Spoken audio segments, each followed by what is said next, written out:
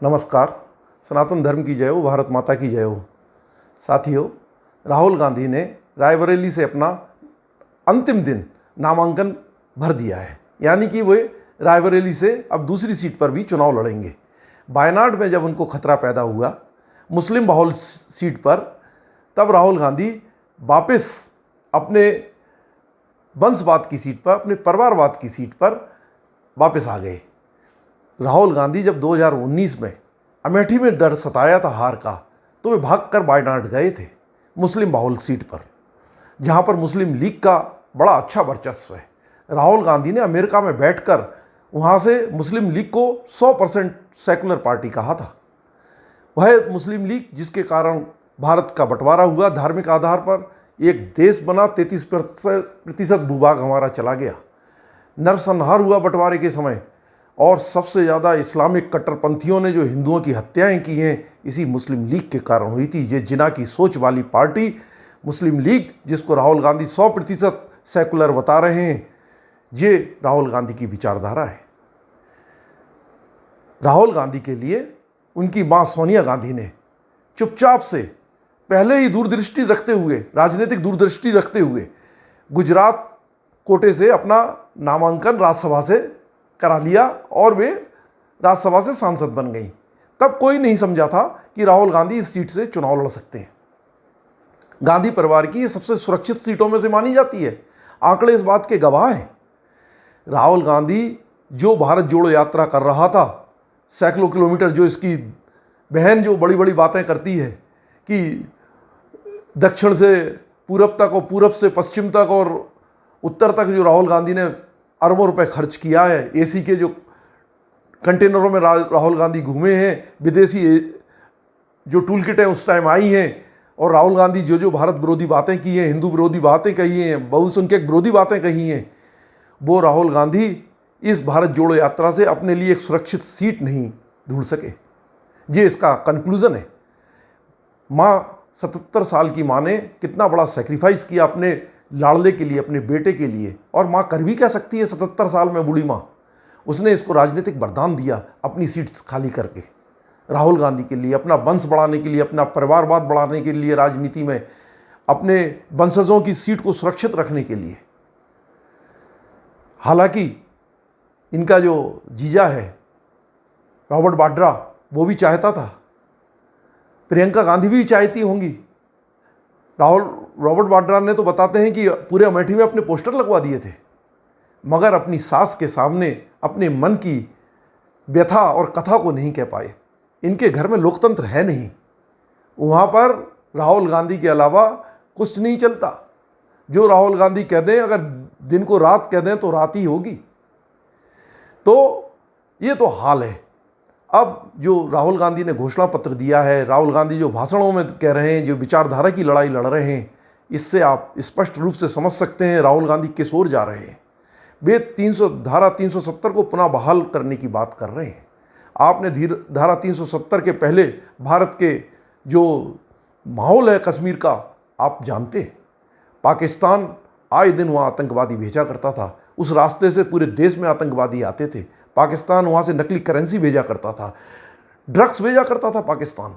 उस लिए वे फिर से धारा 370 को बहाल करने की बात कर रहे हैं।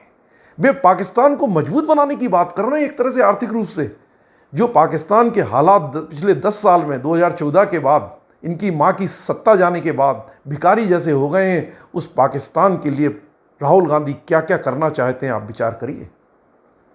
Rahul Gandhi anti conversion law को स्क्रैप करने की बात कर रहे हैं, धर्मांतरण कानून को ख़त्म करने की बात कर रहे हैं। आप जानते हैं इस देश में धर्मांतरण सबसे ज़्यादा किन लोगों ने किया है? मुस्लिम्स ने सबसे ज़्यादा धर्मांतरण किया है इस देश में। मिशनरीज ने भी किया है चंदे के दम पर। मगर यह एक अलार्मिंग सिचुएशन है। राहुल गांधी लव जिहाद की बात कर रहे हैं। राहुल गांधी इस देश से डेथ पेनाल्टी को ख़त्म करने की बात कर रहे हैं, रिमूव करने की बात कर रहे हैं। डेथ पेनाल्टी किसको मिलती है? आतंकवादियों को, हत्यारों को, या बहुत बड़े अपराधियों को। वे राहुल गांधी उस डेथ पेनाल्टी को ख़त्म करने की बात कर रहे हैं। इससे लाभान्वित सीधे आतंकवादी होंगे। राहुल गांधी इस देश से जो न्यूक्लियर वेपन्स है उसको एलिमिनेट करने की बात कर रहे हैं, उनको ख़त्म करने की बात कर रहे हैं। हम आप सब जानते हैं कि हमारे दो पड़ोसी मक्कार, खतरनाक पड़ोसी, जिनके पास सैकड़ों की संख्या में न्यूक्लियर वेपन्स हैं, राहुल गांधी संभवतः उनके जो चंदा उनसे मिला है उसके लिए वे उनको लाभान्वित करना चाहते हैं, इस देश को निशस्त्र कर। राहुल गांधी की सोच, राहुल गांधी की विचारधारा निश्चित तौर पर चर्चा के योग्य है। युवाओं के बीच में जो राजनीतिक रुचि रखते हैं उनके अंदर भी राजनीतिक जागृति पैदा होनी चाहिए। मैं कहता हूं आने वाले समय में, नहीं तो देश के हालात बहुत खराब कर सकते हैं लोग। राहुल गांधी की इन्हीं विचारधाराओं को देखते हुए उनके साथी उनका साथ छोड़ रहे हैं। अरविंदर सिंह लवली, राजकुमार, रोहन गुप्ता, ये इनका दिल्ली में साथ छोड़कर चले गए। आखिर जो लोग थोड़ी भी हिंदू और सनातन धर्म से प्रेम करते हैं, अपने देश से प्रेम करते हैं, वे राहुल गांधी का साथ छोड़ रहे हैं। आपने इससे पहले गौरव वल्लभ को, संजय निरुपम को, बॉक्सर बीरेंद्र सिंह को और अनेकों कांग्रेसियों को सुना होगा जो कांग्रेस का साथ जहाज को छोड़कर चले गए। आचार्य प्रमोद कृष्णन को तो आप रोज सुन ही रहे हैं टीवी पर, सोशल मीडिया पर। राहुल गांधी अपने जो विदेशी सलाहकार हैं, जिसमें सैम पित्रोदा है, हर्ष मंदर है, अमृत सेन है, रघुराम राजन है, इसके इशारे पर भाषणों में ऐसी ऐसी बात कर रहे हैं कि जो आपके सोचने, विचारने, मंथन, चिंतन और चर्चा करने योग्य है। वे विरासत टैक्स की बात कर रहे हैं। आपने जो धन संपत्तियां इकट्ठी की हैं, मकान, दुकान, गोल्ड, उनकी जनसंख्या के अनुपात में बंटवारे की बात कर रहे हैं। वे आपके लॉकरों का एक्सरे कराना चाहते हैं, आपके माँ बहनों के जो मंगलसूत्र है उसके बंटवारे की बात कर रहे हैं। जो लोग जनसंख्या विस्फोट कर रहे हैं, जो अवैध रूप से भारत में घुस गए हैं, जो रोहिंग्या घुस गए हैं आतंकवादी, उनकी जो जनसंख्या तेजी से बढ़ रही है, उसमें जो हमारी लोगों की संपत्तियां हैं उसमें जनसंख्या के अनुपात में बांटने की बात कर रहे हैं। राहुल गांधी की विचारधारा किस ओर जा रही है आप स्पष्ट रूप से समझ सकते हैं। ये समय है समझने का, ये चुनाव का समय है, इस समय आपको घर से निकलकर वोट देने का समय है। राहुल गांधी की इन सब विचारधाराओं को देखते हुए, घोषणा पत्र को और विचारधारा को देखते हुए पाकिस्तान में खुशी की लहर है। जो पाकिस्तान के हालात 2014 के बाद हुए हैं, 75 साल पुराना पाकिस्तान भिखारियों की हालत में पहुंच गया है। राहुल गांधी ने भी उसी तरह 141 साल पुरानी कांग्रेस को अर्श से फर्श पर ला दिया है इस विचारधारा के कारण। मगर उन्हें तो पाकिस्तान की प्रशंसा अच्छी लग रही है। पाकिस्तान के मंत्री हर दिन ट्वीट कर रहे हैं उनके समर्थन में, उनके विचारधारा के समर्थन में। आप सोचिए राहुल गांधी किस ओर जा रहे हैं। ये हम सब 80 करोड़ हिंदुओं के लिए चुनौती है, सनातनियों के लिए चुनौती है। राहुल गांधी कमाल की कला पाई है। राहुल गांधी ने नफरत का सामान बेचने के लिए अपनी राजनीतिक दुकान पर मोहब्बत की तख्ती लगाई है। राहुल गांधी के जो विदेशी सलाहकार हैं, ये राहुल गांधी के जो जयराम जैसे सलाहकार हैं, ये कांग्रेस को डिबोकर और ख़त्म कर कर ही मानेंगे। जो महात्मा गांधी की इच्छा थी उसको पूरा करके मानेंगे।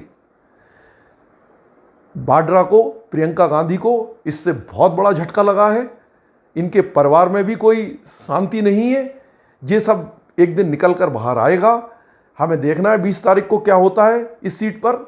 आंकड़े बताते हैं कि कांग्रेस बहुत मजबूत है इस सीट पर, मगर बीजेपी के प्रत्याशी दिनेश प्रताप सिंह इसका सामना कर रहे हैं डटकर। और हम वोटरों से, हिंदू विचारधारा रखने वाले, सनातनी विचारधारा रखने वाले, देश प्रेम करने वाले, अपनी सीमाओं से प्रेम करने वाले, अपने सैनिकों से प्रेम करने वाले लोगों के लिए एक बार फिर विनम्र निवेदन करेंगे कि आप घर से बाहर निकलिए, 100% मतदान कीजिए, देश हित में मतदान कीजिए। नहीं तो धारा 370 पुनः बहाल करने के बाद हमारे सैनिकों के लिए, उनके परिवारों के लिए, हमारे तीर्थयात्रियों के लिए, हमारे पर्यटकों के लिए, हमारे देश के लिए कितना नुकसानकारक होगा इसका आप अंदाज़ा लगा सकते हैं। सनातन धर्म की जय हो, भारत माता की जय हो साथियों।